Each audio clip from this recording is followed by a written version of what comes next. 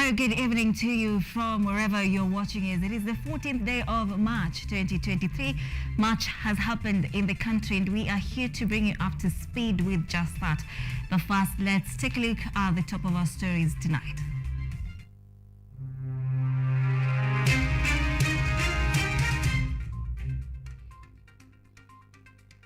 President William Ruto announces resumption of construction of Aurora Kimura dams in a few months.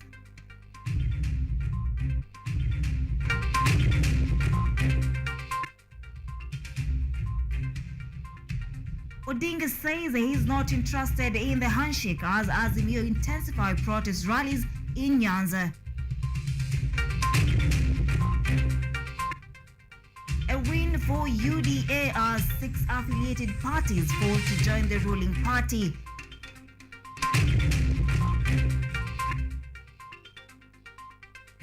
And the 11th edition of All Kenyan Moot Court competition commences at Kenyatta University School of Law.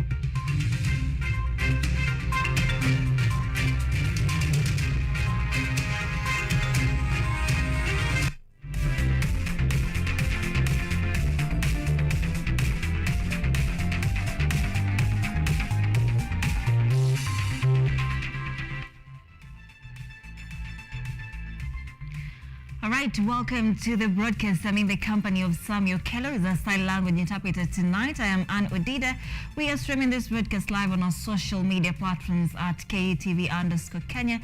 The hashtag is KUTV Primetime News. Today we are talking about the state of the nation. So hashtag KUTV Primetime News, hashtag the state of the nation. Let's get started. Now, President William Ruto has announced that the Aurora, Kimura and Itari dams construction will resume within a few months. This announcement was made after discussions with Italian President Sergio Mattarella during his 4-day visit to Kenya. The two leaders have also discussed cooperation in areas of mutual interest, including trade and investment, as Joseph Cass reports. President William Ruto has stated that Kenya and Italy have committed to re-establish cooperation of the construction of Aurora, Kimura and Itari dams in order to solve the food insecurity situation in the country. This follows talks with Italian President Sergio Mattarella, who is in the country for a 4-day visit.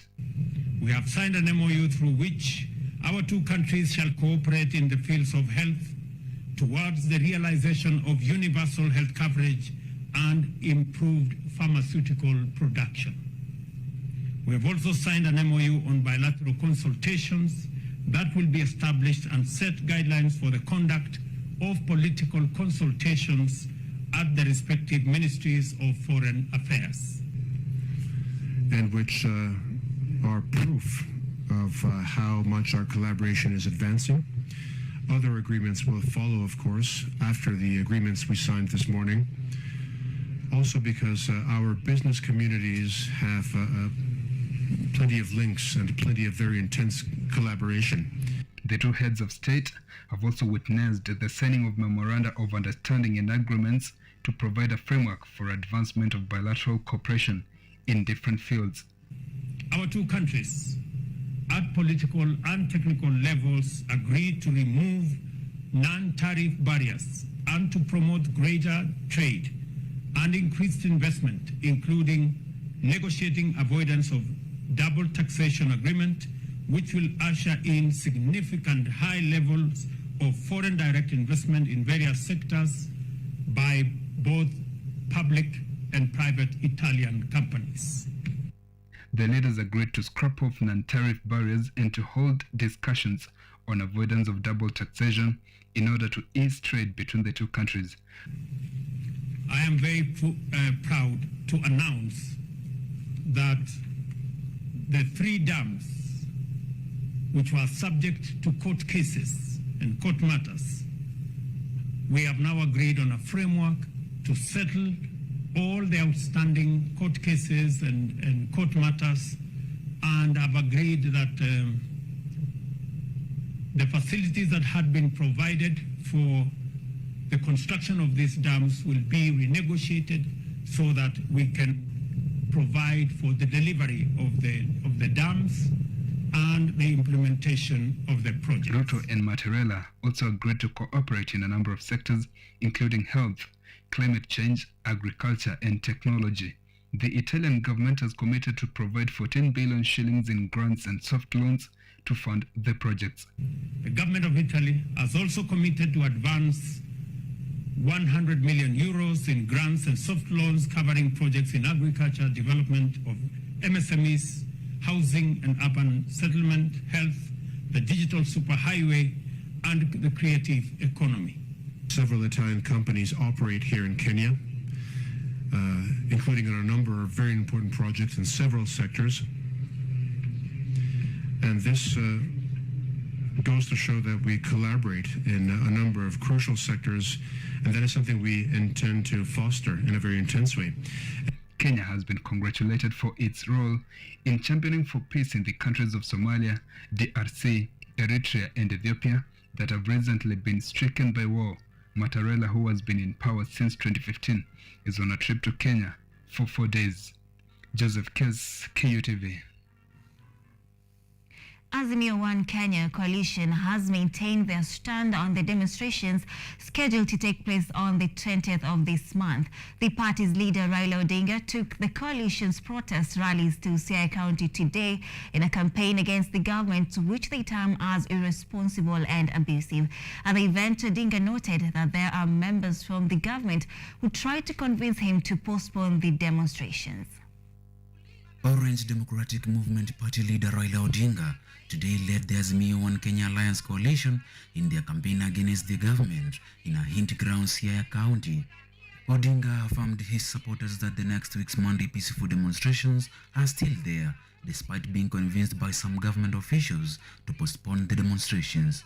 People of Azimio came to the conclusion that we need to have a protest march after our ultimatum was completely ignored. Secondly, this is going to be a very peaceful procession.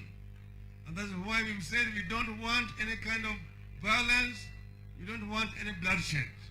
It's going to be peaceful. And I've also said that we don't want any kind of handshake. Siaya County Governor James Orengo has told President William Ruto's government that Kenyans shall fight for their rights, echoing President Ruto's sentiments that nobody is above the law. And I want to tell Ruto, you are not above the law. I'm facing you. I'm facing you. You are not above the law. The people of Kenya are going to free the people to their destination.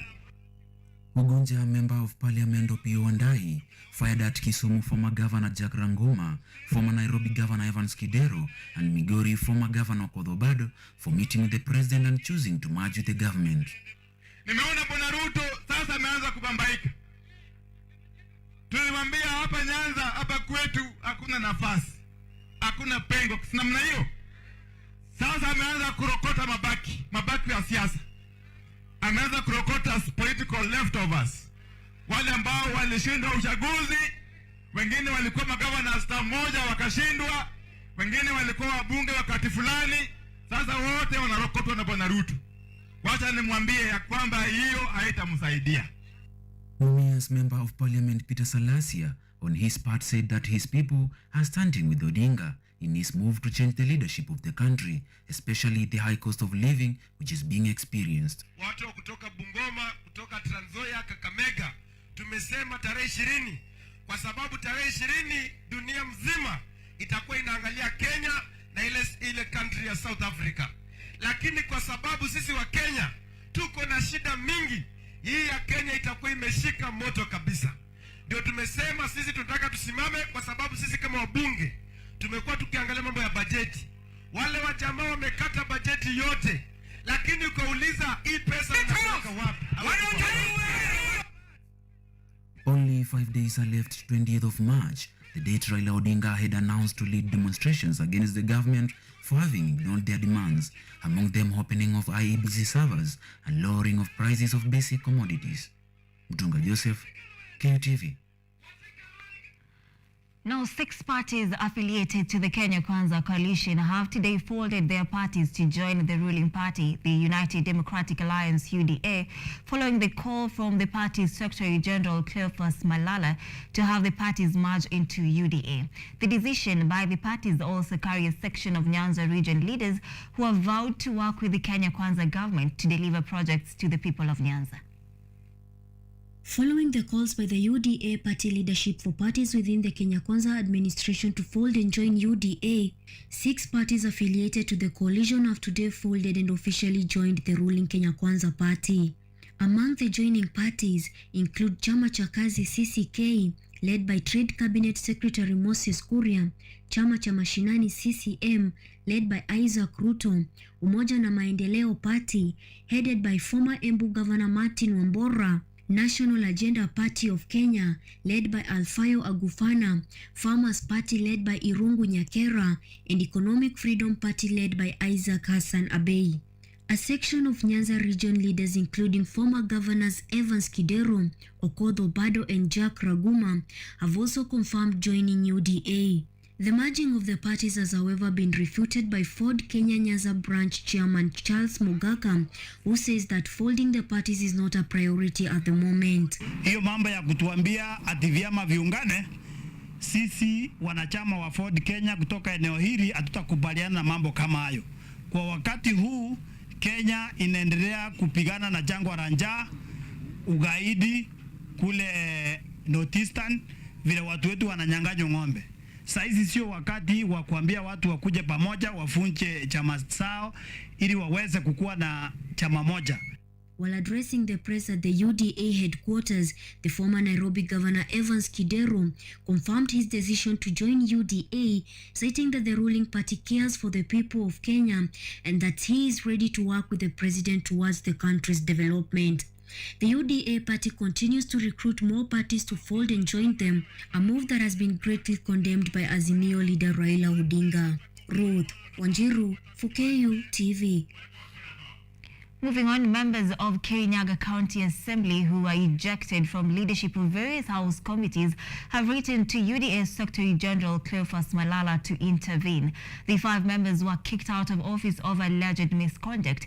The leaders, however, have maintained that the removal is unprocedural and illegal. Kamurandi Ward MCA Caroline Githinji, who is among leaders ejected from Kirinyaga House Committee, has been discharged as the vice chairperson in the Committee of Youth and Sports. Githinji said that her removal from the committee was illegal since she has not in any way disobeyed the party. Na ni member wa committee inaitwa Youth and Sports, nimekuwa vice chair, na siku jana niliitwa nikaambiwa ati kamati inataka kuning'oa kwa hiyo position ya vice chair. Jana members hawakuhudhuria na nimewaambia na nilisema hata jana, mimi peke yangu ndiye nakuanga kwa kamati mapema, ndiye sikosangi kwa kamati. Legal Affairs Committee Chairperson David Kinya of Mutira Ward has also refuted the removal, saying that it was an embarrassing moment that was being experienced in Kirinyaga County Assembly. I want to say today we have come to an end of one of the most embarrassing and fourth process that was happening in the Assembly, which is unprocedural, irregular and illegal, and being propelled by people who came and found us in the UDA party.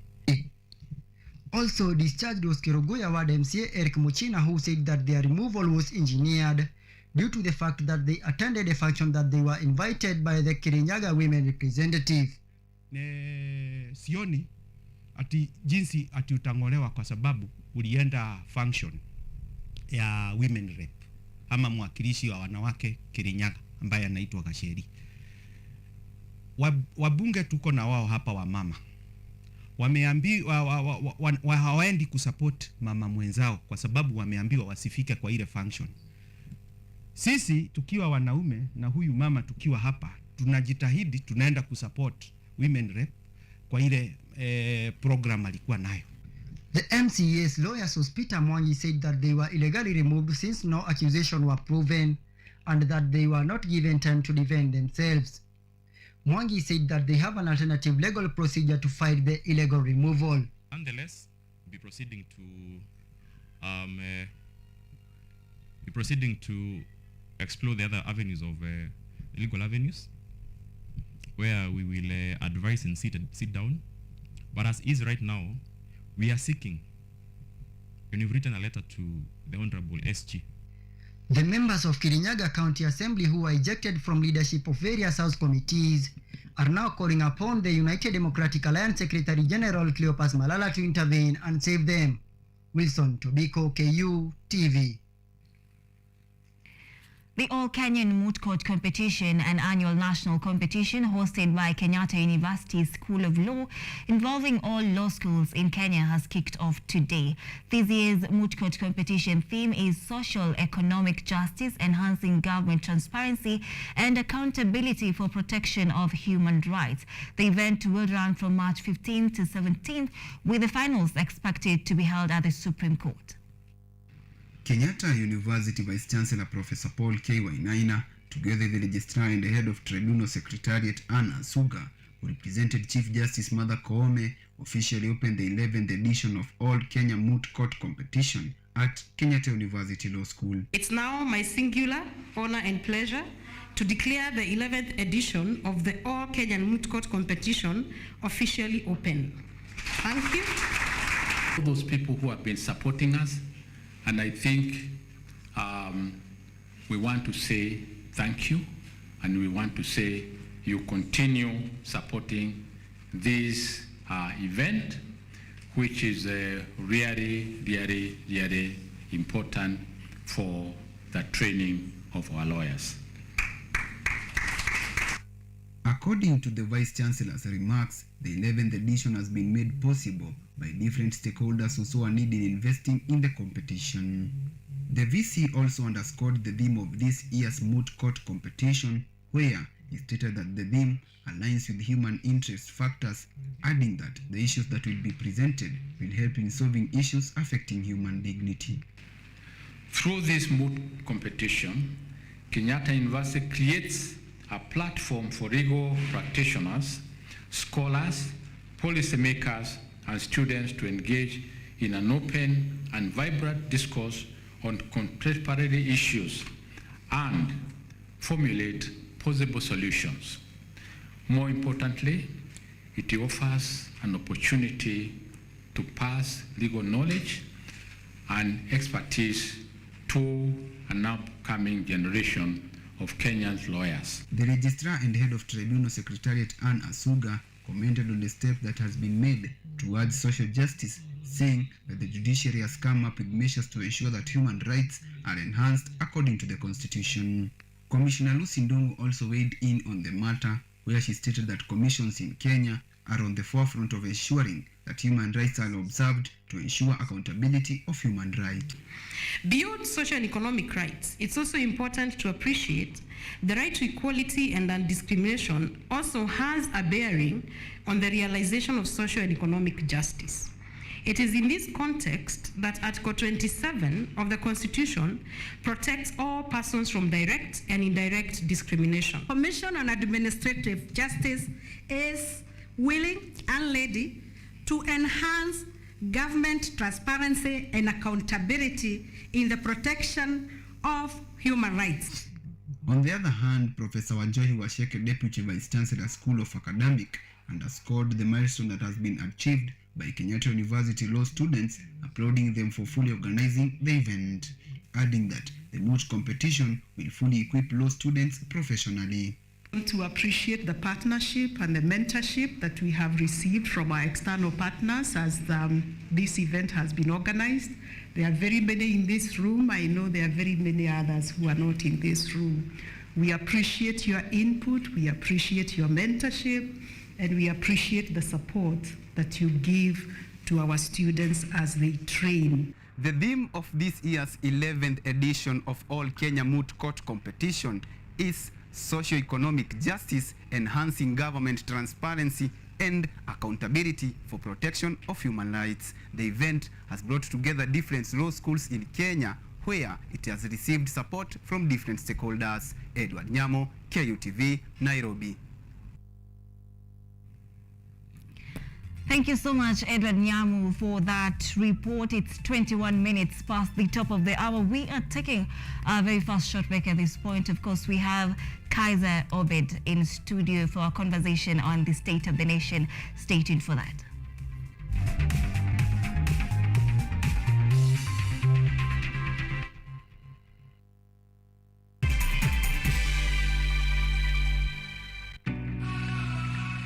Naweza sema life ni decisions, whether uko na do ama uko msoto. Life sana sana uko determined na decisions mtu make daily, but of course kuna vitu hatungejichagulia. Reason being, tulikuwa watoi, then tunakuwa exposed kwa predators. Anything ikikuattack inabidi umefight one man. Hata kama wewe ni hardcore unakuwa an easy target, na damage inakuwa more. Then baadaye life inakufanyia ile kitu juu ya decision ili kutake only a split second kumake.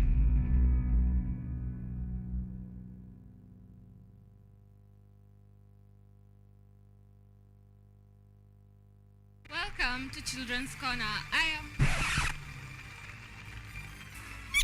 Welcome to Children's Corner. Children's Corner. Oh my goodness.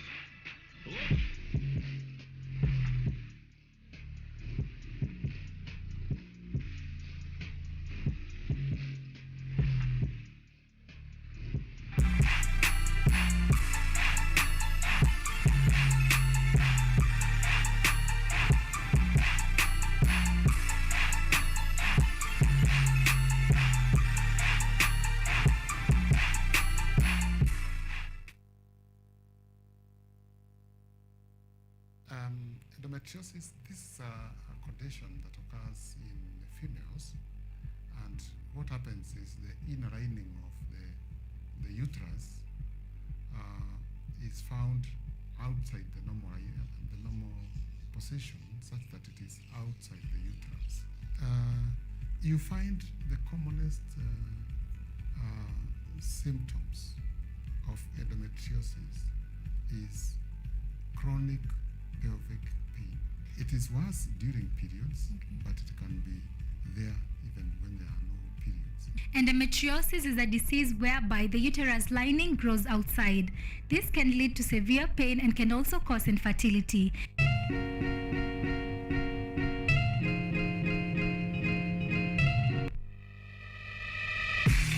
What's up, fashionistas? Looking for a show that brings you the latest in the world of fashion, glamour, creativity, and style?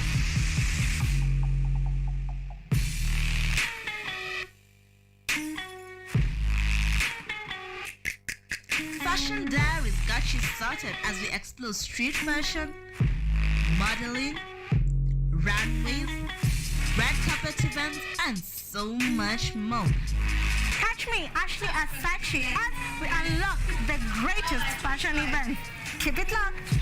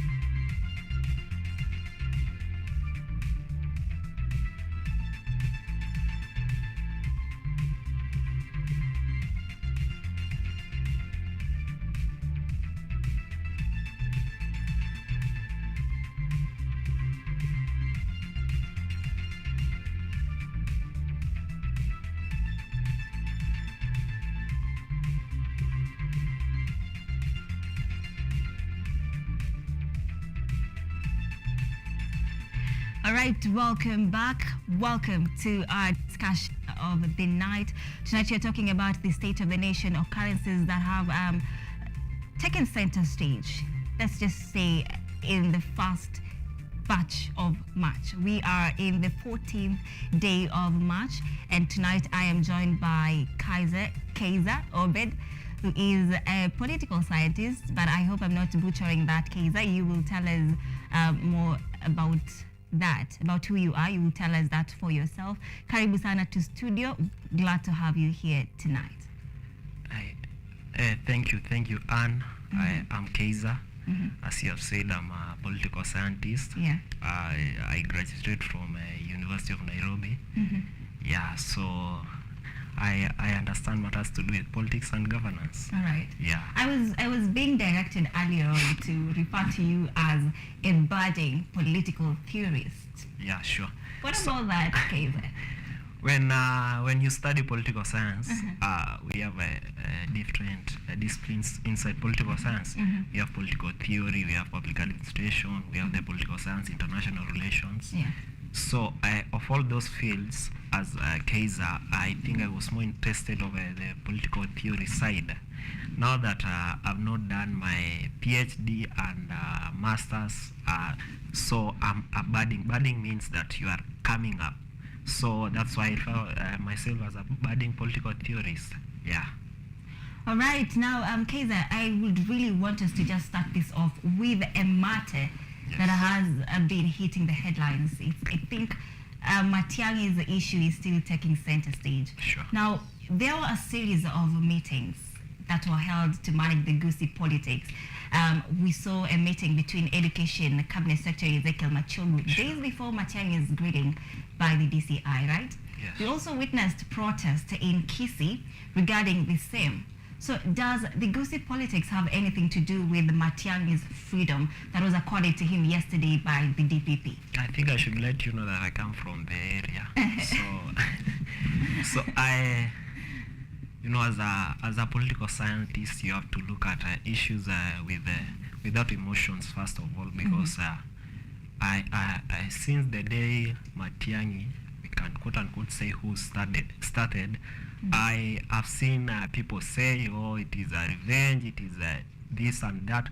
But to me, I can say it is all about politics, because the first time we had Matiang'i home was attacked, then the government came out and said, oh, it is a lie, it was not attacked, because we never saw even the pics. Yeah. They just said that the home was attacked. Then after some time, Matiang'i had sneaked out of the country, or is somewhere, he's hiding, but he came back, and when he came back, he was somewhere at the DCI, and at the DCI you saw, I think I saw a number of politicians from Kisii, the senators, MPs, and it was informing you, quote unquote, this is all about the community, and I think they came out, you know, he's our son, so we have to go and protect him. Then that day, I think the Azimio party leader, Honorable Raila Odinga was equally there. He went to say now, he was telling, I think he told of the government that you people stop persecuting Matiang'i. And after one day, there were news in the media that there are some 3 MPs, actually the MP for Burabu, Nyaribari Masaba, Manduku, the Burabu is Osero, who is Matiang'i's MP, and Kibagendi of Kitutu Chache South. I read in the news that one of the media also reported that these 3 MPs had gone to State House and to seek a truce between the president and Matiang'i. And I think after 2 days, on Sunday evening, we saw the pictures of the former interior CS with the current CS of education, and they happen to come from the same place. And in that pic, if you were keen, you could have seen one of the most people who are respected in our community, the elders and everything. And one thing many people maybe never realized, there was an MP from Kisii, actually from Nyamira. He goes by the name Nyamuko. He's the MP of North Mugirango. So then it tells you one thing: this MP was elected on UDA, and the CS is an employee of the government, and who heads the government? The president. So a CS is an employee of the president. then it means one thing. It means that the CS could not be there if he could have not communicated with the president. Then it means the in quote unquote the president was aware of the meeting. The following day we saw the DCI withdrawing the whatever the charges of I think yesterday. Was it yesterday? Yeah, it was yesterday. Yeah, we saw the DCI issuing a statement that we have closed the case for Matiang'i. Yeah. Then it tells you one thing. You know, the president is going to Kisii, I think, the next 1 week, the homecoming of the CS education. Then he had to contain the politics, and that's how politics go. I've seen people say that it was because the president is going to Kisii, that's why he called Matiang'i to have him in his trip. But I think this is all about politics, because who was Matiang'i in the previous government? It was some of the people who were very close to power. The CS of Interior is in the order of power, if you count, is almost number 6, even after, I think after the president, the deputy president, we go to the head of judiciary, the head of executive, who happens to be the president, then we go to the parliament speakers, then we have the CS Interior, because the CS Interior is one of the critical positions in government. So I think the president had to reach out to the former CS, quote unquote, to have him on board. And you see, before the president reached out, Matiang'i was, quote unquote, they were saying that he was going to be the chair of Azimio because the former president was going to resign. So I think that's the reason. It's all about politics. All right, now, Kaiser, with all the drama and series of events that occurred from the time the alleged police raid at Matiang'i's home was reported, that was around the 15th of last month, including him not turning up at the DCIs, to him flying out of the country, as you have mentioned that. Now, the DP says the evidence leveled against Matiang'i are insufficient. The charges are dropped. Now, where then is the room to know what really happened on the night of February the 15th? One thing you have, and you have to be aware of is Kenya is a third world country. And what does it mean, Kenya is a third world countries? In developed democracies like in Europe, in America, we have institutions, and these institutions are effective. They work. They don't work under the whims of so and so, those people are in power. These institutions are a success. They represent what the people like. Now, if Kenyans, if we people, we could have the effective institution like the DCI. Let us say, let us use the DCI for example. The other day, the DCI was on the neck of the people who are in power today. And when these people came into power, did they do? The people who are heading the DCI and everything, they were removed out. They came in, the new people. So then it means one thing.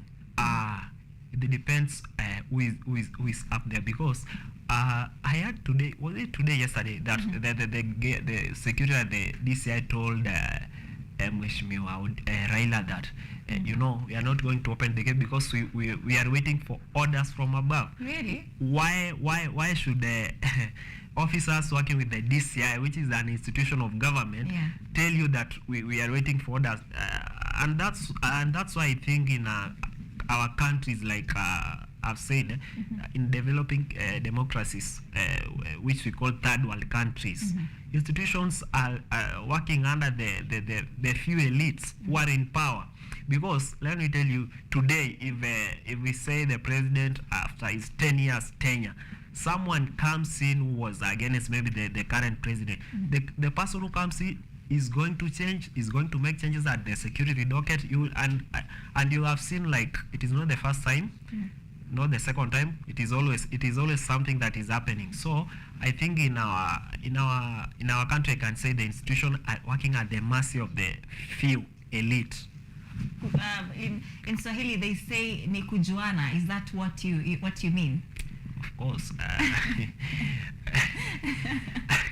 They always say that, are you, there is always a question that they always ask, that are you a visitor in Jerusalem? Like, are you new? Are you new? You know, like, are you I always see people say, oh, we are independent. You will never be independent when our institutions are like, the people even who are the heads of these institutions are maybe friends, cousins, relatives to the people who are in State House. So we'll never have this institution being independent, quote unquote. They always say independent, but they are always independent on paper, maybe on TV and on paper. But in the real sense, if you go there, they will just have to consult somewhere for them to act. Now let's keep it here still on matters of the DPP. Now let's talk about the Aurora and Kimare Dam. The president has announced its reconstruction today, and that is to take place in a few months. Now the Directorate of Public Prosecution had initially charged 24 individuals in relation to a scandal in the Aurora and Kimare Dam that has now terminated charges against 15. My concern is with the dropping of these charges. Not one, not two, not three, but what is really happening? What do you take of these, how DPP is handling such cases? You know, I really wish our institutions were independent from the word gov, as we always wish they be. Because now a case like that of dams, I actually watched today that I think the president of Italy is around. Yeah. So the president announced that they are even going to remove the cases from the courts, and they are going to have back the reconstruction of the 3 dams, Aron, Itare, and Kimare. Yeah. So, as a Kenyan, I think when we had this issue of Arola and Kimare, it was in a political season. So, we are not sure that if it was true that money was stolen or not, because when we had this issue of Arola and Kimare, quote unquote, the guy who was at the Ministry of Treasury was Henry Rotich, and they always say that Henry Rotich was a close buddy the president. By then he was a deputy president. So does it mean that the Arola and Kimare were happened because of politics, or it was genuine that money was stolen? Now you see, we will not know such things because cases are being dropped. If now let me give you the example. Now just imagine if Azmio had taken power. You see, such cases they could maybe now, because now they have won, they could now want to use such cases maybe to pin down the current president if he could have not won. But now he has won. Maybe to some extent, I feel it was because of politics, and that's why we had the Arol, Kimarel. Because if I don't think 7 billion is a small money. That's a lot. That's if someone told me if 1 billion is 1 billion alone. If you have 1 billion, you can if you arrange it on the road, you can arrange it from, I don't know, from Tanzania to Kenya all the way to Ethiopia. Now just imagine 7 billion. That's a lot of money. And if it was true that it was stolen, and now that we have institutions that were put in place to do investigation and everything, I think it could be fair that they come out and tell us, was it true or not? But if it was not true, then I think the president is doing the right thing. Let him go ahead. You see, right now we are facing a drought. I think the worst since I think they say that this is the worst since independence. I don't know if before we had one, but they say it is the worst. So if we had such dams, I think they could have held like the one in Arol. You see that area, first of all, it is a area where bandits are terrorizing people. The people are suffering. Now imagine if those people had a dam, their kettles could get water, even they could do farming and everything. Yeah. Now let's talk about Azimio, the Azimio Mandamanos now. These Mandamanos rather are held to hold the government into account, and they go as far as terming the government as illegitimate. Today they have said that the government is abusive, and they still maintain their stand that they do not recognize this government. But the government and the opposition are on record saying that they do not want handshake, both the opposition and the government. What then will be done to bring harmony in the country between these parties, the government and the opposition, to avert further mandamanos? You know, this time I think I will differ with the way these people from Azimio are planning to do the mandamanos, because it doesn't make any sense. You see, how many times have we had these mandamanos since 2013 when the IBC was in place of Ahmed Isaac Hassan?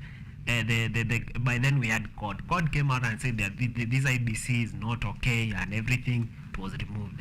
Now, then Raila told us that now I believe in the IBC that has been set in place. Same thing, 2017, same thing. Like they always say, you can't be doing the same thing the same way and expect different result. Like, why don't you try other means? You know, the funny part about Azimio saying that they don't recognize the government. You know, one of the clearest indicators, as one of the theorists, a British theorist in Wealth of Nations, said that if you are the clearest indicator of a regime, if you want to know a regime is legitimate, if the citizens accept to pay tax. Even in the Bible, it's, I think the Bible says that give Caesar what belongs to Caesar. Yeah, so so long as these guys accepted to pay tax, then it means we have a legitimate government. Because minus paying tax, then it means the government is not going to operate. Now, you want to tell me that the government is illegitimate, whereas the governors that who are pro-Azimio are calling out the government to give them money to run their counties. That, what type of hypocrisy is that? So there is no day that in the morning, on the lower side, the government is legitimate, but on the upper side, the government is illegitimate. You see, I think if the former prime minister has an issue with the government, the best thing he could do, you know, these people are friends. Ruto was in ODM. The current president was in ODM. Raila was his party leader. So these people are buddies and everything. If I was Raila today, of course, if Raila calls the president, he will just pick. I'll just call him and tell him, these are the things I have with you. This is why I feel that your government is illegitimate. Like, you say some things make sense, like the cost of living, such things, but which I also think that it is not the fault of the government. It is maybe some determinants in the market and everything. So I could urge the former premier to just have a talk with this president, to talk with the president, because let me tell you, if we are going to have a mandamanos on Monday, by that Monday in the evening, the Kenyan shilling at the stock exchange market will fall like now the dollar is selling, the Kenyan shilling to the dollar is selling at 141. Never has the dollar gone up that way in history. It means that if you have like, that's approximately 150. 150 is equivalent to 1 shilling of US. Do you know that what that means? That camera, that thing you always buy and you are told it is from the it is not manufactured locally, it is bought from abroad. It is going to go up because you go to the market, the dollar keeps on going up, and while our shilling is depreciating. So I think it will affect our economy. Yes, even if you see it from a layman's view. Mandamanos are going to affect, because if we have any day there is no day mandamanos will be peaceful. In as much as they say they are peaceful, there is police will come with force, supporters will come with force. At the end of the day, you will hear cases like, oh, the shops were vandalized. Right, but Kaiser, you have mentioned something about the opposition leader, that is Honorable Raila Odinga, making a call to the president for a talk. Well, I understand that they're friends, like you have mentioned, I'm using your words, quote unquote. But is it really the opposition leader to blink fast? Or what's your take on that? You've said the opposition leader should make the first call. Is that really the way to go? You know, there is something we call corporate ego. Corporate ego is when that, you know, I'm the boss. So if I'm the boss, you see, if I'm the boss, I'm like, why should I go? You see, the way you go to, they always say that, I always see this say that we are the price. You know that it works that way even in leadership. So if you have corporate ego, something like Eagle, you know, at one point, Raila sits down and says, you know, at one point Ruto was my junior. You see, maybe I cannot call him. And Ruto at the other end says, you know, I'm the boss, I'm the commander in chief, like I control everything. Whether I will not call someone to have a talk with him. So I think it is high time the president lowers down and the opposition leader lowers down. I'm not in for the handshake, but I'm in for the talks. You see, if these people talk and come out and say, I think I've spoken with the president, and this is the way we have decided. We are going to do this way and all that way, like the way the US Americans do.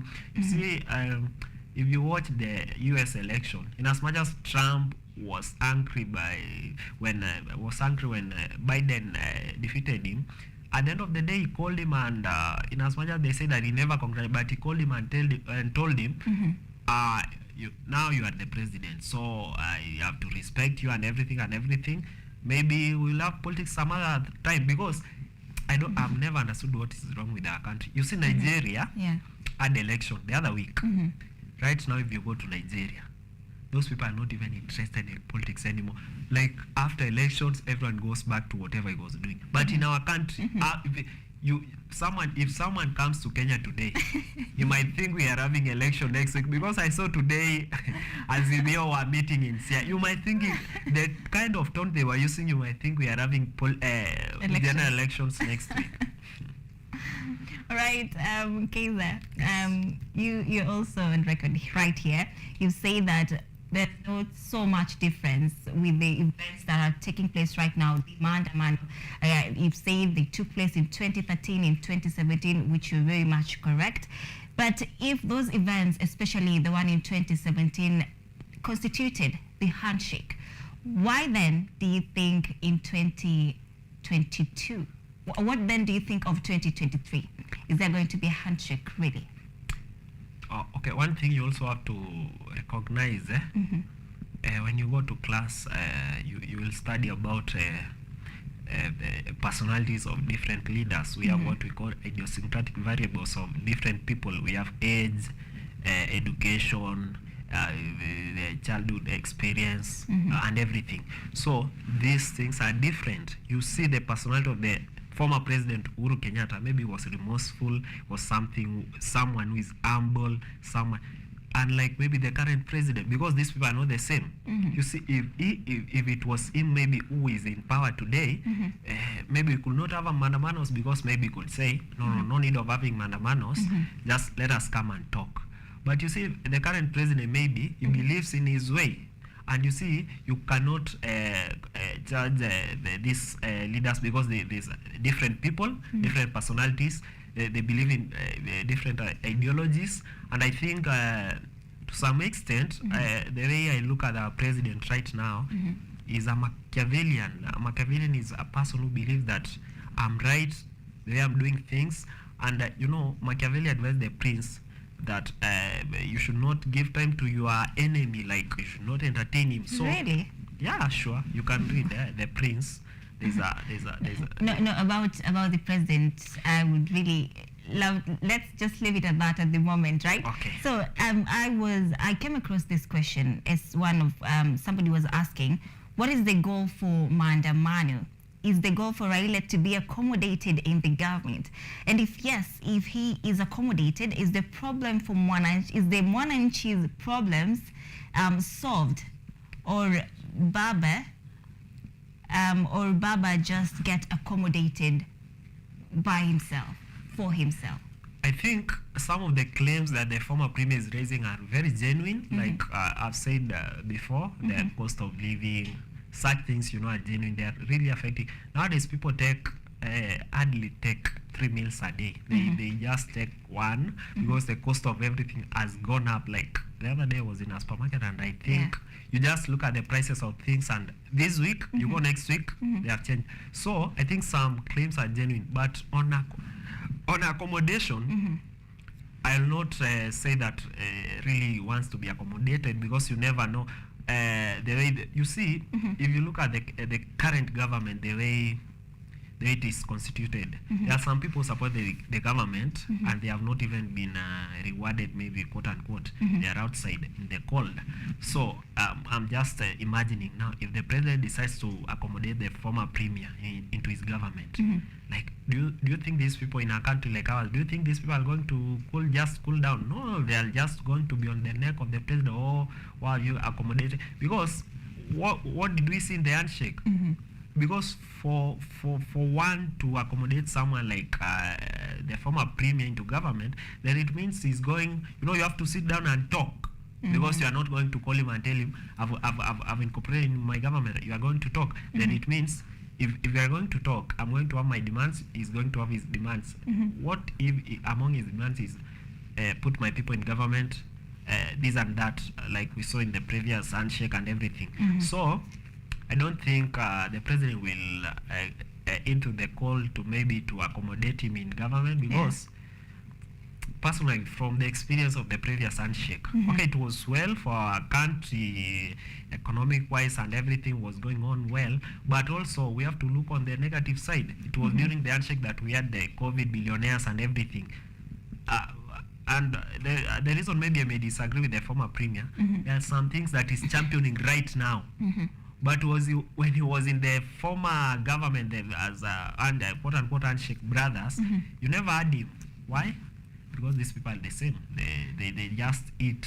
When they come together, they now just forget the common knowledge. My director is telling me about time, but I will just request for a little extra time, kindly, director.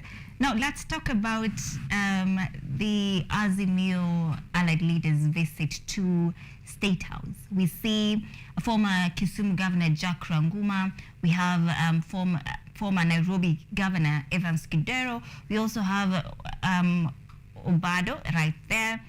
Raila Odinga has condemned and called them out today in his rally while at Siaya in Nyanza. Now, we are seeing this in 2023, this government. Is it that Odinga's domination, or rather influence, is in his own backyard is dwindling? Maybe I ask you a question, a simple question. At your home now, let us say you have 5 sisters. Okay, 4. 4 is a good number. Because well, you're right, I do have 4 sisters, but okay. So, one day maybe your mom comes, he has bought, she has bought maybe the 2 of you dresses, nice ones, and the other 2 are like, she comes and tells them, I never had enough money, but I bought for the 2. What do you think will happen with the 2 sisters? They are just going to say, no, mom hates us and everything. So these people who have gone to State House today, I think, I saw them today. And these people, some of them were vying. Some of them were denied tickets, maybe, and the other people were given and they won. So there's one thing a politician hates. Anyone who is a politician being at the cold. So these people are not going to survive in the cold for 5 years. What do? They are going to go to join the government of the day, because either way they are never wanted in their home, because they quote unquote they were denied tickets. So they have to collaborate, and the government wants to look that it accommodates everyone, and quote unquote, because the government wants to be seen as inclusive, to reach out to all Kenyans, such that when the president goes to an area, is not castigated that your government is quote unquote only for these tribes. Yeah. All right, now, Kaiser, as we wind up, we're now winding up with our discussion. This is the first half of the government's term. It is exactly 6 months since they took power. Now, how would you rate the delivery process in terms of the basic commodities, unga, cost of fuel, and so on? I think I could, in a scale of 10, where 10 is the highest and 1 is the lowest, could give them 4, 5, half. Because the reason why I'm giving them 4, 5, these people came into power. Let me tell you. That is 4, 5 over what? Over 10. Oh, okay. You see, these people came into power when, let us not lie to one another. These things like the Ukraine war, the COVID, those things really destabilized the world, even the production of foods and everything. So these people came into power when the country was doing badly economic-wise, because when they came into power, let us say the cost of things like sugar, unga and everything, they were up. But in as much as they have not gone down such, but they have gone in a small like, if unga was costing at around 230, right now it is costing around 200, 190. It has dropped by 40 shillings. Yeah, so you see it is not doing badly, and you see the government has not settled down, because up to now there are some maybe position in government that have not been filled. So I think it is only okay if we start rating them well after maybe 1 year, and then we start saying now we can say the government. But so far so good. I think they are halfway there. They are doing well. If they go on this way, I think it will be okay. And they have said that the cost of electricity is going to go down, fuel and everything. So Kenyans should look out for that, right? We should wait. All right, now that is Kaiser Obed, political scientist, theorist, analyst, or whatever you would want to call Kaiser Obed. Thank you so much for making time for us. We have come to the end of our discussion. Let's now take a look at what's happening in the world of sports.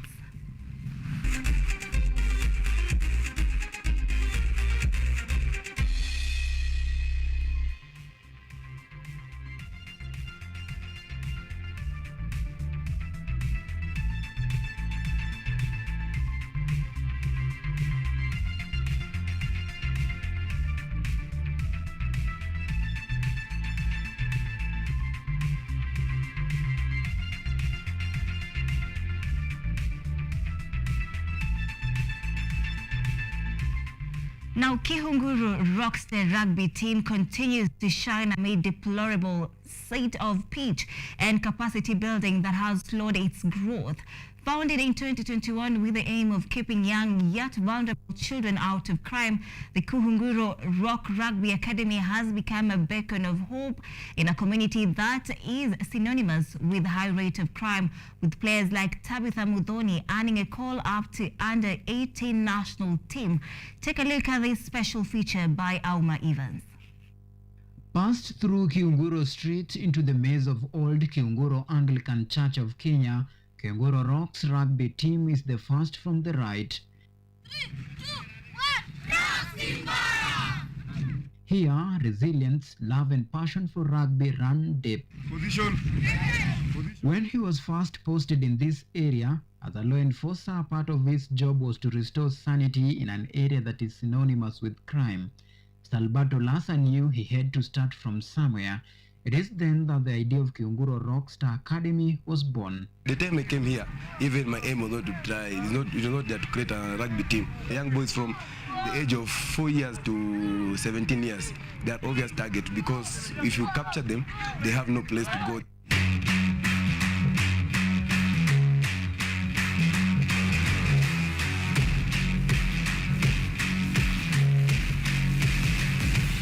What started as a dream has attracted at least 70 teenagers, boys and girls, all chasing their rugby dream. Niliona tu coach akirusha pale mpira, nikasema acha tu niende njaribu. Sasa kuanzia hiyo siku nikaanza kucheza mpaka sasa hivi leo nifika hivi. Nikapata ukapteni na sasa mimi ndo captain wa under 30 na watu na train vizuri. It is a dangerous neighborhood, idle youth that needs somehow to stay busy and to stay sane, he tells me. This is the drive and the motivation that laid the foundation of this rugby academy, and so far it is working. His message to the youngster is simple: take the field and you can be someone. So I decided that I should mentor them and bring them in a positive way so that they may impact the community and so that they may be an industrious person in the community. And so far, so good. But if you ever thought for a second that the success of this rugby team has been rosy and smooth sailing, well, think again. As we speak, we don't have a pitch, but we would really wish to have one. Because you can see, we don't have an official kit. We don't have a kit, actually. We don't have those boots, shorts. Yeah. On a normal day, training sessions begin at exactly 9 a.m. Players are subjected to physical, tactical, and mental training as part of daily routine training. That too has its own fair share of challenges. Today there will be no hard tackle. Players want it, but the pitch won't have none of it. The coach knows he has to play soft for the sake of players' safety. The state of this deplorable field is breathtaking. We're protecting the game. For rugby, it has its rules. So the rules, like most of the time, we don't play here. We don't play real game most of the time. We don't do back tackles, for they are risky on this ground. We don't do lift tackles. We don't do push tackles at this place. So we try just to use what we have. Young athletes are learning lessons for life. It's not enough to be faster, hard, and best players. They have seen worse and they have conquered it all. And that resilience is paying off for the team that pride itself in players like Tabitha Muthoni, who has rose to the ranks to earn a call-up to the national under-18 team. Sakuchari wetu wanatupatia motisha to train, to work hard. Sababu one day, one time, a day is coming that hii rugby itatusaidia.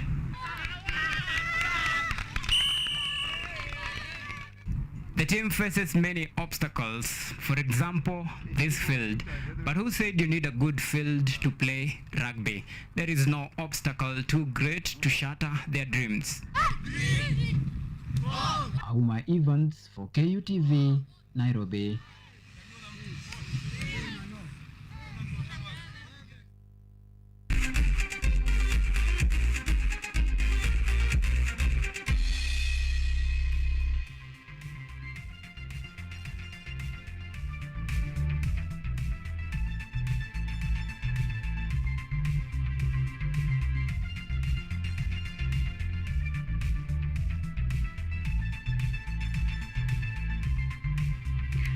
All right, we have come to the end of our bulletin tonight, this Tuesday. Many thanks indeed to you, our viewer, for keeping it KUTV, for keeping us company, and many thanks to my director for the additional time.